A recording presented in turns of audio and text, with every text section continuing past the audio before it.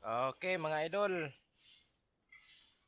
ngayon mga kaparming, so punta tayo sa ating alagang baboy, sa ating konting kulungan. Ayan, so bumili ako ng mga kaparming, itong Vitrasin Gold at saka Latigo 1000 at itong King Vita Plus para sa ating mga alagang baboy, para healthy ang ating baboy. Okay, so ayan, ito po yung ating nabili na Vitrasin. Nagkahalaga po siya ng 28 pesos ang isang piraso. At bumili ako ng 5. So, ang mahal ng Vitrasin Gold, no?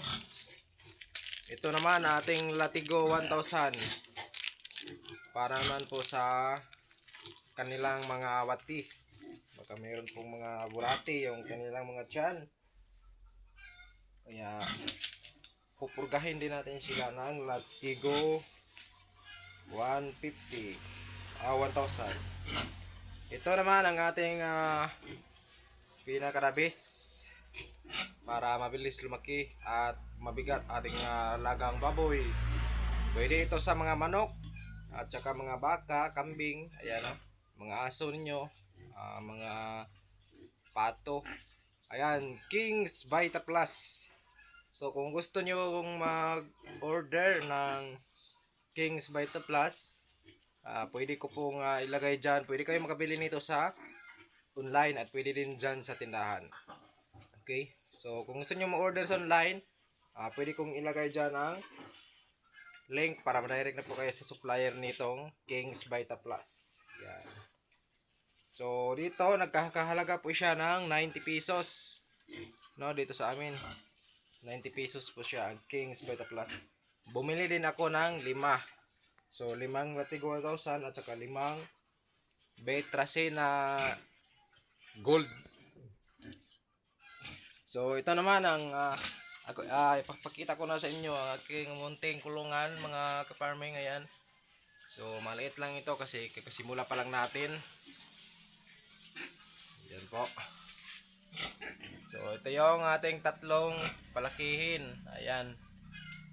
Nag-grower na po ako nito dahil 1 month po ito.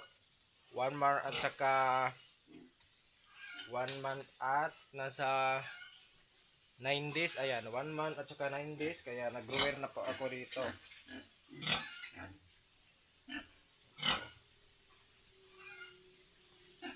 Yan.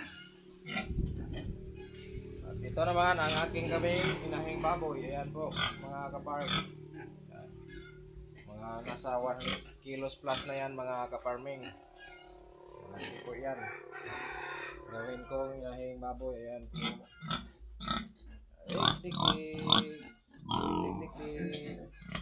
Dik. Ayan. Ito po yung gawin natin inahing baboy.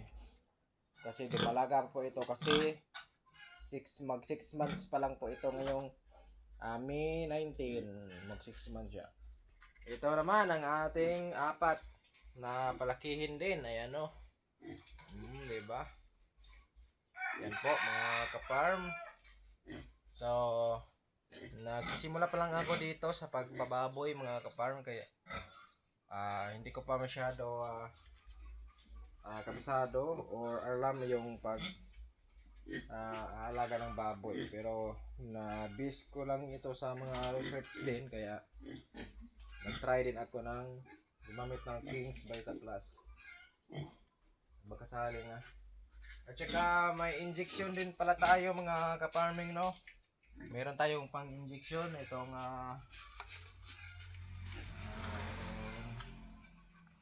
itong Bixan SP. Ito, importante din to mga ka-farming. Bixan SP. Mag-inject po tayo dito per month. Per month tayo mag-inject dito sa Bixan SP. Para naman malakas din at makakatulong din ito sa gana ng pagkain kasi vitamins dito. Ito naman ang ating pang inject. Sobrang laki, 50 ml kasi ito. 50 ml. Yan. sobrang laki po mga ka-farm ating pang-inject, no. So okay lang. So di pa ako nakagawa ng video yung nag-i-inject pa ako mga ka-farming. Hirapan ako, wala kasi akong stand ng cellphone. Wala din mahawak sa aking CP. So sa mga bagong viewers ko dyan, please subscribe naman po kayo mga ka-farming.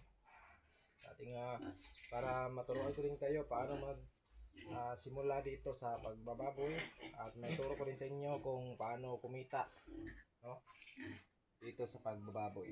Okay, so yun, nakapakita ko na po sa inyo mga ka-farming ating munting kulungan. So magandang umaga. So shout out nga pala sa atong mga silingan diha nga mga Bisaya, no. So shout out, comment kung naay Bisaya na ko nga ni viewers karon, no, please comment mo o taga-asa mo kay para ma-replyan ta mo. Okay, so moro to, daghan kayo salamat sa mga Bisaya diha, daghang salamat sa inyong paglantaw o i-subscribe niya tong YouTube channel para madaghan po ta diri, no, at o daghan po ko patudlo sa inyo o unsaon para income ta dire sa pagsugod sa pag-farming. Okay, let's go. Maraming salamat mga idol. Please support